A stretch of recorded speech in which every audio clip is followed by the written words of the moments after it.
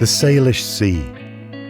This world-famous waterway, a system of interconnected marine ecosystems, and its web of upstream links to rivers, forest, mountains, and glaciers, sustains a huge abundance of life. Not only the creatures of the sea, air, and land, but us too, the people who live here. My name is Chris Morgan. As a wildlife ecologist, filmmaker, and host of the podcast The Wild, I'm endlessly curious about life in our region and the mysteries of how it all fits together.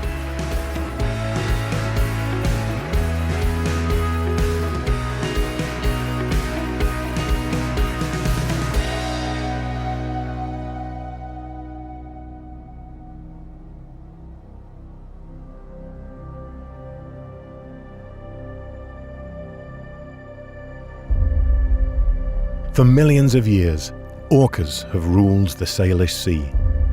And for 10,000 years or more, the Coast Salish people have lived alongside these magnificent creatures. But now, the southern resident orcas, also called killer whales, are in deep trouble. You probably remember news stories about Talequa, or J35, pushing her dead calf for 17 days. Our hearts broke as the entire world took notice of this grieving mother. But Talequa and the less than 80 remaining southern resident orcas have an unlikely ally. A little dog named Eba with a remarkable ability to sniff out orcas. Orca poop, to be more specific.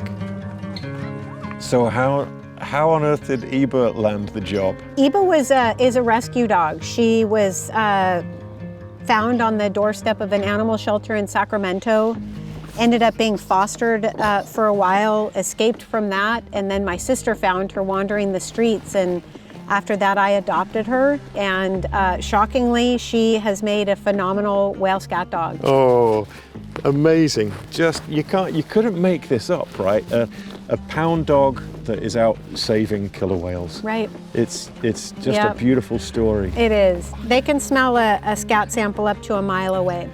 And so we literally just follow her nose. You know, because really, if you think about it, a scat sample floating on the water is like finding a needle in a haystack, but the haystack is moving and so is the needle. Huh. And so Eba's got to constantly be jockeying back and forth from the front of the boat to the side, to the front of the boat to the side.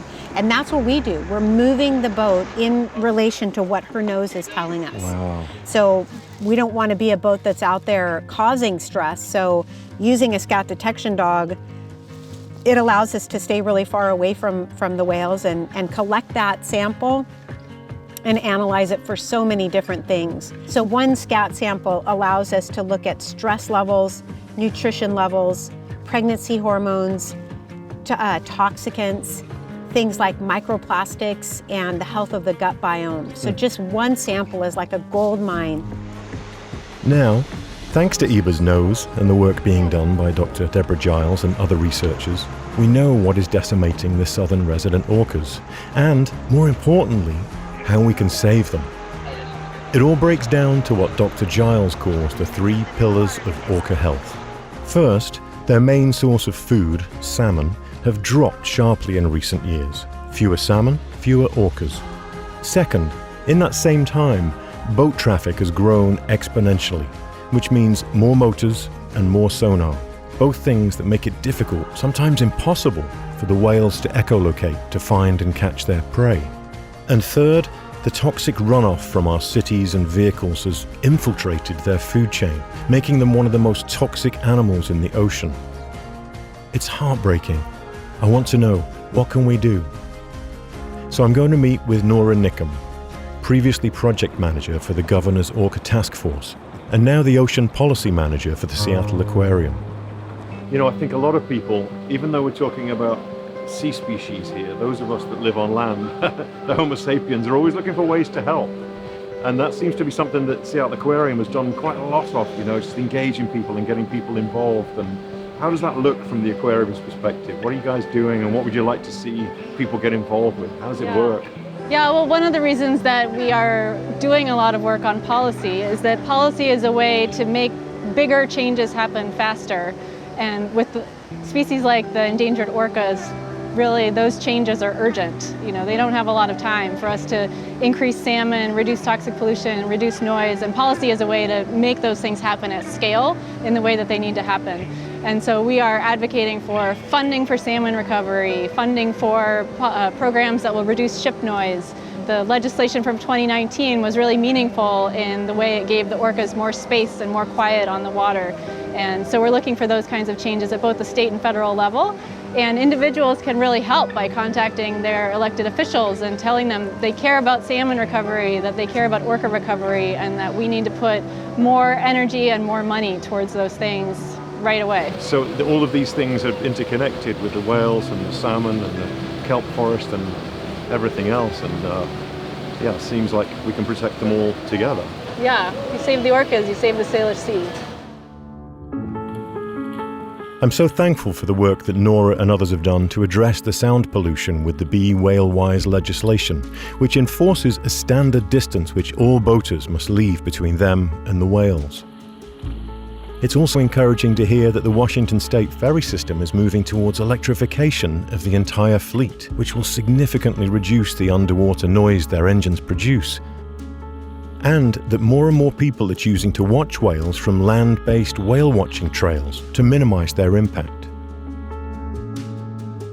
We have a responsibility as humans on this planet and stewards on this planet to take a step back and to undo some of the damage that we've done. And most importantly, to recognize that we are part of the natural world as well. Everything that's happening with these whales is happening with us. And with small contributions by a lot of people, we really can turn the clock back. These whales are incredibly resilient. They've come back from a smaller population than they are at now. And if we give them just half a chance, they can rebound. That's hopeful. It is. So get your feet wet, do a beach cleanup, get your hands dirty, and do tree planting. Right here in the Salish Sea, there's tremendous opportunities to get plugged into groups that are doing this physical work. And there's nothing better than that feeling of being able to go back a year later and see the seedlings that you've planted and that they're growing and that they're creating habitat that ultimately is going to help recover the salmon that the whales need. And again, we know what we need to do. And it's actually not that huge. It's baby steps that make a huge difference. Nature is resilient, and humans are resilient, and the whales are resilient. And I really feel like if we just put our minds to it, we can make a difference. We can turn back the clock, and we can see this population recover and rebound. And we have a responsibility to do it.